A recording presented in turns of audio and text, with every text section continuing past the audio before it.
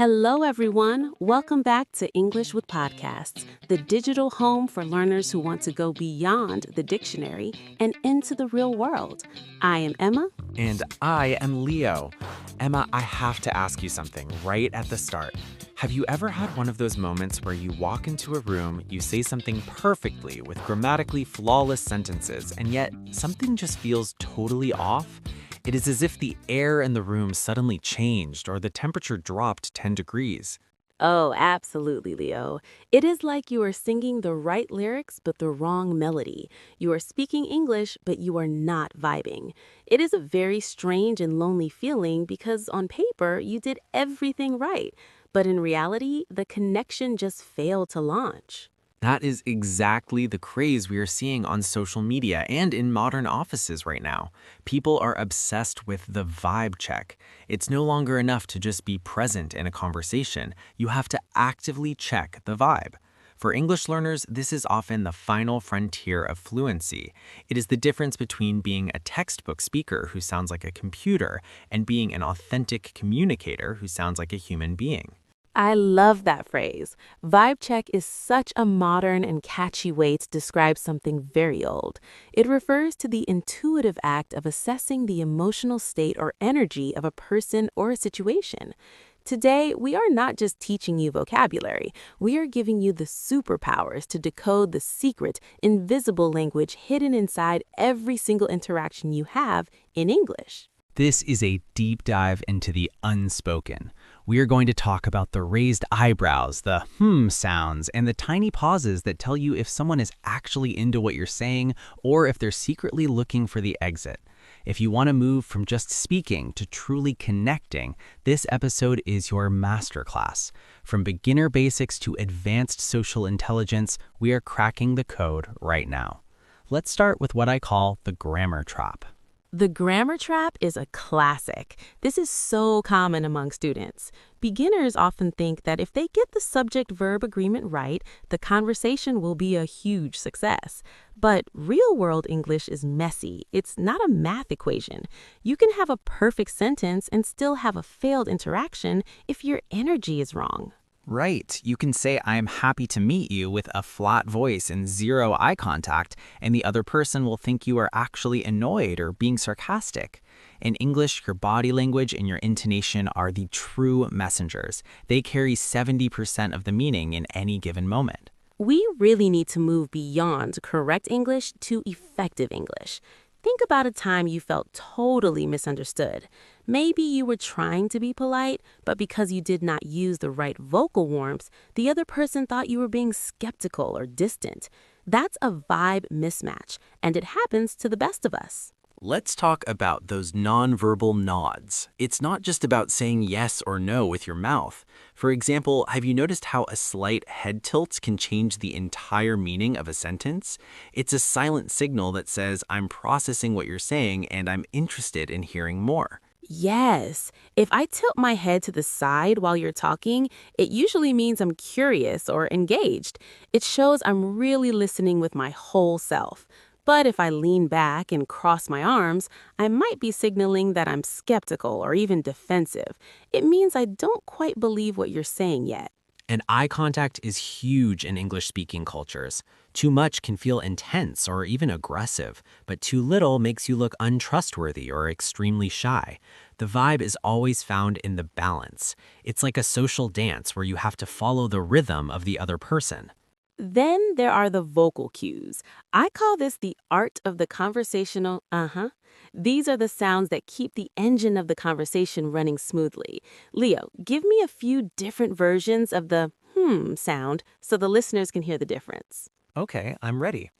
Here's the I'm listening. It's high and friendly. Now here's the I'm not sure about that. It's low and long. And finally, here's the I'm confused. It rises at the very end like a question mark.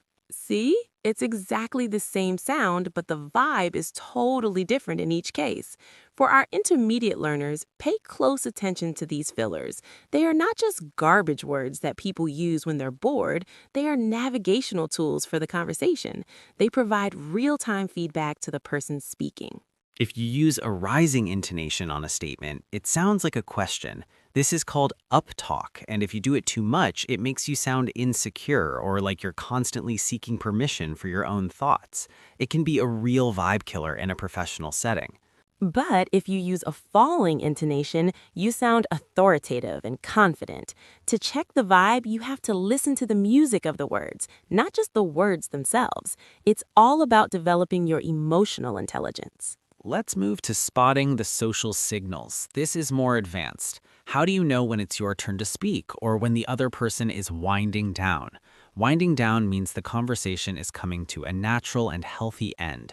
Usually, the pace of speech slows down significantly. People start using summarizing phrases or exit signals like anyway or so yeah, or even a long and slow, well. If you miss those cues and keep talking for 10 more minutes about your cat or your breakfast, you have failed the vibe check. You have to learn how to read the room. Reading the room means noticing the collective energy of the group and adjusting your own volume and speed to match it. Another signal is the turn-taking cue. If I stop talking and look at you with raised eyebrows and a small smile, I'm effectively handing you the microphone. I'm waiting for you to take the lead. If you stay silent in that moment, the vibe becomes very awkward very quickly. But what if someone starts fidgeting? Maybe they are looking at their watch, adjusting their sleeves, or glancing at their phone. That is a clear vibe shift. It means the engagement level has dropped and they are checked out. They are physically there, but mentally they have already left the room. In that case, an advanced speaker will pivot. They might say, anyway, I do not want to take up all your time, but it was great catching up. This allows the other person to leave without feeling guilty or trapped. Take up your time is a high-value phrase. It shows you are considerate of their schedule and their life. It helps you exit the conversation gracefully while maintaining a positive rapport. Let's go even deeper into the atmospheric vibe. Sometimes the vibe is not just between two people, it's the whole room. Have you ever walked into a meeting where the tension was so thick you could cut it with a knife? That's a classic idiom that means the atmosphere is incredibly strained or even hostile. In those moments, your English needs to be soothing. You need to use de-escalation language. Instead of saying, "Why is everyone angry?" which is too direct, an advanced communicator might say, "I sense there might be some reservations about this plan. Should we address those first?" Reservations is a very diplomatic way to say concerns or doubts. It keeps the vibe professional instead of confrontational. It shows you are a leader who is perceptive to the feelings of others. And what about the small talk vibe? Many learners absolutely hate small talk, but it's actually the warm-up for the vibe check. It's how you test the waters before you jump into deep topics. If you ask how are you and they say fine with a flat tone, the vibe is keep it brief. If they say, oh, busy but good, I just started this new project, the vibe is I'm open to a longer and deeper chat. You have to be receptive to those tiny openings. If you ignore their openness and just walk away, you've missed a massive networking opportunity. Now, let's talk about sarcasm and wit. This is the boss level of vibe checking.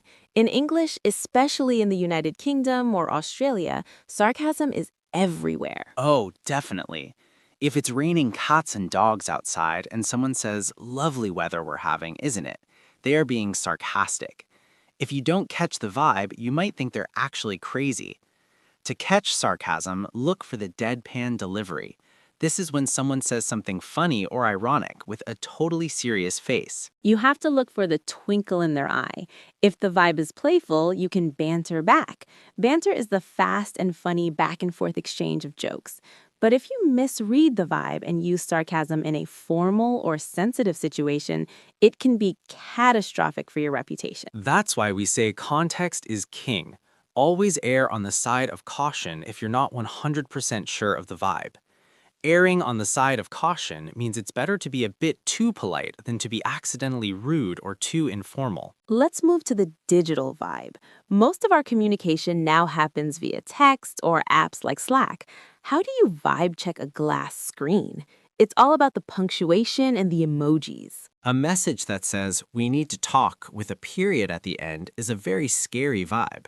But a message that says, we need to talk with a smiley face is a very friendly vibe. One feels like you're in big trouble, and the other feels like a simple update. As a learner, don't be afraid to use tone indicators like emojis. They help clarify your intent so there are no misunderstandings. And the response time is a social cue too. If someone usually replies in minutes but suddenly takes 3 days to answer a simple question, the vibe has changed. They might be overwhelmed, or perhaps they're avoiding the topic because it's uncomfortable. Now, let's look at the power of silence. Many people feel like they have to fill every second with words, but in a high-level vibe check, you realize that a comfortable silence is a sign of a very strong connection. It shows you are at ease with each other. Being at ease means you feel relaxed. If you can sit with someone in silence without feeling nervous, you have passed the ultimate vibe check. It means your relationship has moved beyond the superficial stage and into something real. Let's talk about the concept of personal space as a vibe indicator. In different cultures, the physical distance between people varies. In many English-speaking countries, there's a bubble of personal space. If you step too close, the vibe becomes intrusive. If you stand too far away, the vibe becomes cold. You can actually see the vibe shift if you watch people's feet. If someone points their feet towards the door, it's a subconscious signal that they want to leave. If their feet are pointed directly at you, they are fully present in the vibe of the moment. That's such a cool tip, Leo. I'm going to start looking at everyone's feet now. It's like being a detective of human behavior. It really is. And once you start noticing these things, your English improves because you stop worrying so much about the grammar rules in your head and you start focusing on the person in front of you. That's the real secret. When you focus on the vibe, you forget to be nervous. You become a participant instead of a student. Let's do a final vocabulary power-up for today's episode. For our beginners, the keywords are smile, nod, listen, happy, and friendly. These are the simple tools you need to start. For our intermediate learners, look for words like engaged, skeptical, awkward, enthusiastic, and distant. These help you identify and describe the energy you are feeling. And for our advanced vibe masters, we have nuance, implicit, wavelength, mirroring, and perceptive. These words describe the high-level skills of someone who can read any room. Perceptive means having or showing sensitive insights into things that are not obvious. Implicit refers to something that is suggested or understood without being stated directly.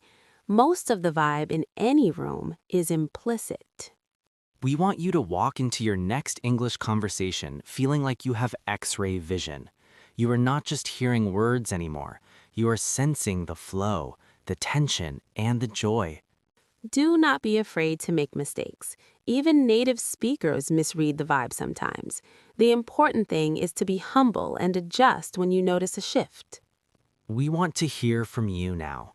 Have you ever had a vibe check moment where you realized someone was bored or excited without them saying a single word? How did you handle it? Tell us your stories in the comment section below. Your stories are what make this global community so special. We're all students of the vibe, and we're all learning together every single week. Thank you so much for joining us for this invisible lesson. Remember that English is just a bridge to connect with other human beings, and vibing is how you cross that bridge safely and successfully. Keep your eyes open, keep your ears tuned to the melody of the speech, and keep your heart ready to connect authentically with everyone you meet. This was Emma and Leo. We had a great vibe with you today. We certainly did. See you in the next Vibe Check. Goodbye, everyone. Goodbye.